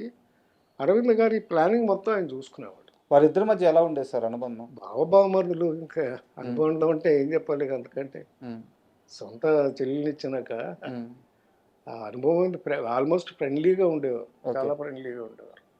ఆయనకి ఎక్కువ శ్రమ పడకుండా మొత్తం అంతా ఫైనాన్షియల్ విషయాలు కానీ అన్ని విషయాల్లోనూ జాగ్రత్తగా, ఏమాత్రం చిరంజీవి గారికి కష్టం కలగకుండా ఈ థాట్సే చేసేదాన్ని పనులు. స్టాఫ్ని బట్టి మేమందరం కూడా కోఆపరేట్ చేసేవాళ్ళం. ప్రొడ్యూసర్గా కూడా కొంతమంది మేము ఏంటంటే, నేను కానీ కేఎస్ రామారావు గారు కానీ మేమందరూ చిరంజీవి గారితో ఓన్ చేసుకునేవాళ్ళం. ఆయన కూడా ప్రొడ్యూసర్ లాగా చూసేవాడు కాదు, ఫ్రెండ్స్ లాగా, ఫ్యామిలీ మెంబర్స్ లాగా చూసేవాడు. సో నేనైతే ఆల్మోస్ట్ ఒక రోజులో 12 గంటలు ఆయనతోనే ఉండేవాడిని ప్రతిరోజు. పొద్దున్నే ఆయన జిమ్కి వెళ్ళిన దగ్గర నుంచి, జిమ్కి వెళ్ళేటప్పుడు నన్ను ఎక్కించుకెళ్ళేవాడు. అలాగే సాయంకాలం షూటింగ్లు అయిపోయే వరకు అట్లా కలిసి ఉండేవాడు. ఇక్కడ హైదరాబాద్ వచ్చిన తర్వాత కొంచెం తగ్గిపోయింది. ఇక పాలిటిక్స్ వచ్చిన తర్వాత నేను వెళ్ళటం తగ్గించాను. నిజంగా హైదరాబాద్ వచ్చిన గ్యాప్ వచ్చిందా, పొలిటికల్ వల్ల గ్యాప్ వచ్చిందా? హైదరాబాద్ వచ్చిన తర్వాత కాదండి, పొలిటికల్ వల్ల గ్యాప్ వచ్చింది. ఎందుకంటే బేసికల్గా నాకు పాలిటిక్స్ ఇష్టం లేదు. ఈ గ్యాప్ నారాయణరావు ఏరి కోరి కాన్షియస్గా తీసుకున్న గ్యాప్ అని చెప్పి చాలామంది చెప్తారు, నిజమేనా? అదేం కాదండి, అంటే నేను బిజీగానే ఉన్నాను. ఆ తర్వాత నేనేమయ్యానంటే మోస్ట్ ఆఫ్ ద టైం నేను సీరియల్స్లోకి వెళ్ళిపోయాను. నేను ఆల్మోస్ట్ హిట్లర్ తర్వాత చిరంజీవి గారితో కలిసి నేను పనిచేసిన సినిమా లేదు. 25 years పైన అయిపోయింది. ఆ తర్వాత నేను టీవీ ఛానల్స్లోకి వెళ్ళటం నేను బిజీగానే ఉన్నాను అప్పటికి. ఇంకా ఓపెన్గా మాట్లాడుతున్నావా? అంతకంటే ఏముంది చెప్పండి. చిరంజీవి గారు ప్రజారాజ్యం పార్టీ పెట్టడం మీకు అస్సలు ఇష్టం లేదు. నేను ఆయనతోనే చెప్పేవాడిని అండి. ఉమ్, మాకు అప్పుడప్పుడు ఏం చేశానంటే సరదాగా మా ఫ్రెండ్స్ అంతా ఉన్నప్పుడు, ముఖ్యంగా మెయిన్ ఫ్రెండ్స్ ఉన్నప్పుడు, బాపినేడు గారు కానీ నేను కానీ మేమంతా ఉన్నప్పుడు డిబేట్ లాగా పెట్టేవాడు. ఉమ్, ఏమయ్యా నేను చేస్తే పాలిటిక్స్లోకి వెళ్తే ఎలా ఉంటుంది, వెళ్ళకపోతే ఎలా ఉంటుంది ఉమ్, అని ఇలాగ డిస్కస్ చేసుకునేవాడు. నేను మొదటి నుంచి చెప్పాను, నీకెందుకు, ఉమ్, వై, నీకు రావాల్సిన ఆదరణ వచ్చేసింది, um, you can make your star maker, నువ్వెందుకు ఇప్పుడు పాలిటిక్స్లోకి వెళ్ళాల్సిన అవసరం ఏముంది నీకు ఉమ్, అనేసి నాకు ఇష్టం లేదు యాక్చువల్గా. సార్ సో బట్ ఆయనకి ఇష్టం, వెళ్ళాడు, కావాలనుకున్నారు, చేశారు, రిజల్ట్ చూశాను కదా, సార్ అదే విషయం. చివరిసారిగా ఎప్పుడు కలిసారు చిరంజీవి గారిని? మేము రెగ్యులర్గా కలుస్తూనే ఉంటామండి. సార్ మా అబ్బాయి పెళ్ళికి వచ్చారు, మా అమ్మాయి పెళ్ళికి వచ్చారు, వాళ్ళ ఇంట్లో ఏదైనా ఫంక్షన్ ఉంటే, మెయిన్ ఫంక్షన్లు ఉంటే అన్నిటికి వచ్చాం, చరణ్ పెళ్ళికి వెళ్ళాం, ఉమ్, అలా ఫంక్షన్స్ ఏమైనా ఉంటే కలుస్తూ ఉంటాం. కాకపోతే మా ఎలక్షన్స్, మా అసోసియేషన్ ఉంది కదా, ఉమ్. బాట యాక్టివిటీస్లోనూ అన్నిట్లో కలుస్తూనే ఉంటాం. ఎలాగో వాళ్ళ ఫ్యామిలీ ప్రస్తావన వచ్చింది కాబట్టి ఒక చిన్న పిల్లాడు మీ ఇంట్లో అప్పుడప్పుడు వచ్చి అల్లరి చేస్తా, అతను డ్యాన్సులు నేర్చుకుంటా, మిగతా హీరోగా ఏవేమి నేర్చుకోవాలో అన్నీ నేర్చుకుంటా చాలా అల్లరిగా ఉండేవారు. ఆ పిల్లాడు మీ ఇంట్లో చాలాసార్లు తిరిగారు, మీ కొడుకుతో కలిసి పెరిగాడు, ఈరోజు పాన్ ఇండియా బిగ్గెస్ట్ స్టార్ అయి ఉన్నాడు. ఎవరా హీరో గుర్తున్నారా? అర్జున్, అల్లు అర్జున్. అల్లు అర్జున్. ఆడును మా అబ్బాయి ఒకే ఏజ్, ఉమ్, ఇద్దరు ఒకేసారి స్కూల్కి వెళ్ళేవారు, ఇద్దరు ఒకే స్కూలు, తర్వాత ఇద్దరు డ్యాన్స్కి పంపించేవాళ్ళం, ఉమ్, ఇద్దరు జిమ్నాస్టిక్స్ పంపించాను. ఉమ్, అది ఆ పైన ఉందే ఫోటో, సార్ అది కూడా చరణ్ గారు పుట్టినప్పుడు ఆ ఫోటో అది. ఓకే ఆయన చిరంజీవి గారు ఫ్రేమ్ కట్టించి పంపించాడు మా ఇంటికి, ఓకే మా అమ్మాయి మా అబ్బాయి ఓకే చరణ్ గారు పుట్టినప్పుడు.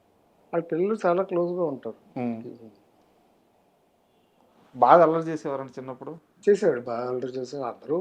అందరూ మా అబ్బాయిని నేను తీసుకెళ్ళి నలంద స్కూల్లో పెట్టాను.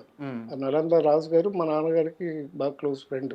ఓకే అసలు ఆ రాజుగారు, నలంద రాజు గారే ఎస్ఆర్ నగర్లో ఆయన ముందు స్టోర్స్ ఉండేది, ఆయన స్కూల్ పెట్టింది. మా అబ్బాయిని విజయవాడలో చదివించి కొన్నాళ్ళ తర్వాత నలందాలో తీసుకొచ్చి నలందాలో పెట్టాను. అక్కడైతే ఆయన రాజుగారు బాగా ట్రైన్ చేస్తాడు. నేను మా అబ్బాయిని పెట్టానని చూసి అప్పటికేంటంటే ఊటీలో చదివిస్తున్నాడు చరణ్ని.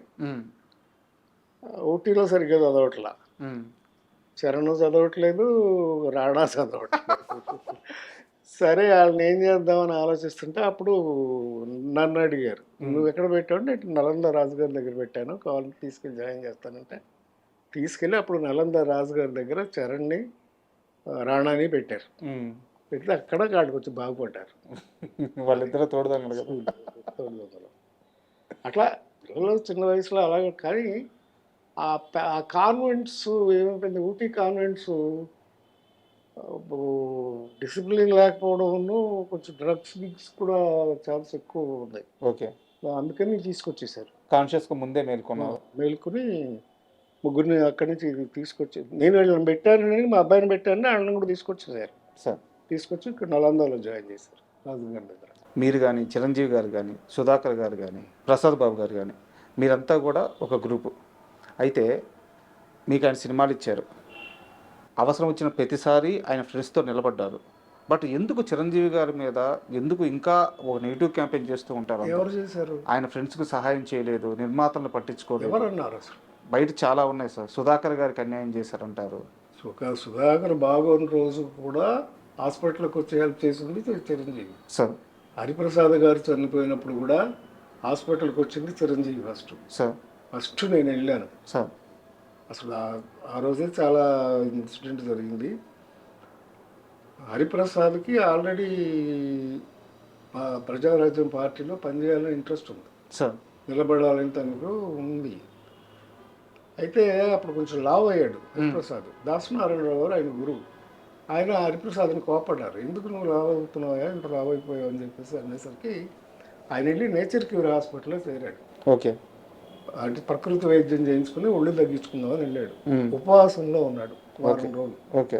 తిరుపతిలో ఫంక్షన్ జరిగింది, చిరంజీవి పార్టీ అనౌన్స్ చేశాడని ఆ రోజు TV9 వాళ్ళు నాకు ఫోన్ చేశారు, హరిప్రసాద్కి ఫోన్ చేశారు, సుధాకర్కి ఫోన్ చేశారు. మా ముగ్గురిని కలిపి ఒక షో చేద్దామని. సార్ నాకు అప్పుడు కుదరలేదు, షూటింగ్ ఉంది ఆ రోజు, నాకు కుదరలేదు, సుధాకర్కి కుదరలేదు. ఈ నేచర్ క్యూర్ హాస్పిటల్ నుంచి హరిప్రసాద్ స్టూడియోకి వెళ్ళాడు.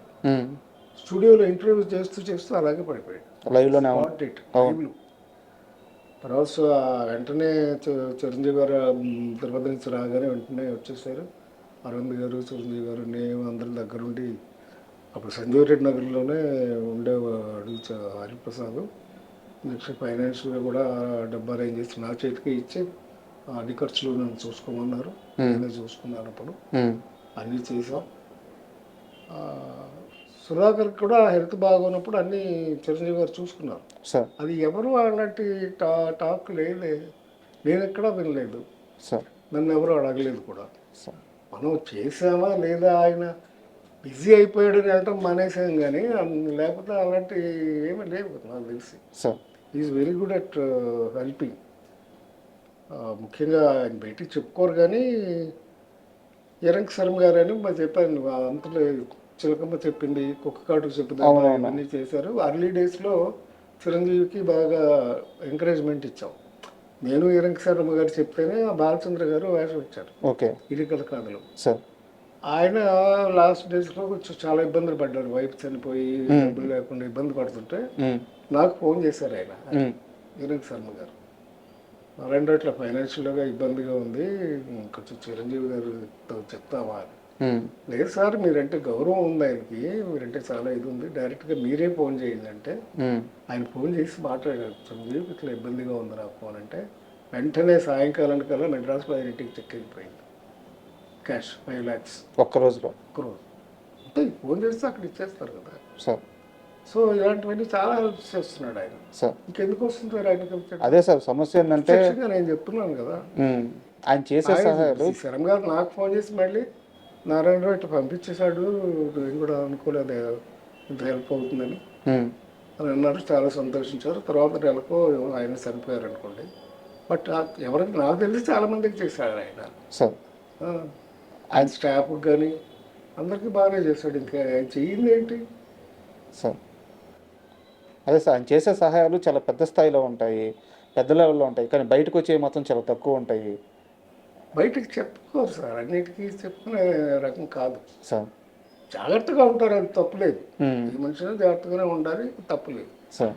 అంతేకాని ఏమి నాకు తెలిసి ఎవరికి అన్యాయం చేయలేదు సార్. ఫ్రెండ్స్ కానీ అందరికీ బాగానే చూసుకున్నాడు, స్టాఫ్ని అందరినీ బాగానే చూసుకున్నాడు సార్. అండ్ ఆరోగ్యం ఎలా ఉంది సార్ ఇప్పుడు మీకు? నాకు బాగానే ఉందండి. కాకపోతే మామూలే, రెగ్యులర్ బీపీ, షుగర్ ఇవన్నీ ఆస్తులు అనుకోండి, సంపాదించుకున్న దానికంటే అవి ఎక్కువ. అవి సంపాదించుకున్నారా? సో హ్యాపీగానే ఉంది, ఏం ప్రాబ్లం లేదు సార్. పిల్లలు బాగా చదువుకున్నారు, సెటిల్ అయ్యారు. సో అందుకని. ఎక్కడ ఉంటారు సార్ పిల్లలు? మా అబ్బాయి ఇక్కడే ఉంటాడండి, సాఫ్ట్వేర్ స్కిల్ డెవలప్మెంట్ చేస్తున్నాడు. డాక్టర్ ఇలా ఉన్నారు. ఒక మనవడు, వాడు 4 years పిల్లాడికి. పాపను అల్లుడు ఇద్దరు లండన్లో ఉంటారు. వాళ్ళిద్దరూ ఫార్మసిస్టులు. So they have their own pharmacies. లండన్లోనే ఫార్మసీస్ పెట్టుకుని రన్ చేస్తున్నారు. వాళ్ళకి ఒక పాప, 6 years పాప. So it's happy family. ఇప్పుడు మీతో ఎవరు ఉంటున్నారు? ప్రస్తుతం నేను ఇక్కడనే ఉంటున్నానండి. ఓకేనా మీకు daily? Sir thank you very much. ఎందుకంటే మీలాంటి పెద్దవారితో కూర్చొని మాకు తెలియని చాలా విషయాలు, అన్నిటికంటే ముఖ్యంగా అంతులేని కథ సినిమా విశేషాలు, మీ సినీ కిరీ విశేషాలు, ఇలా అన్ని విషయాలు తెలుసుకున్నాం. Thank you very much. Thank you very much.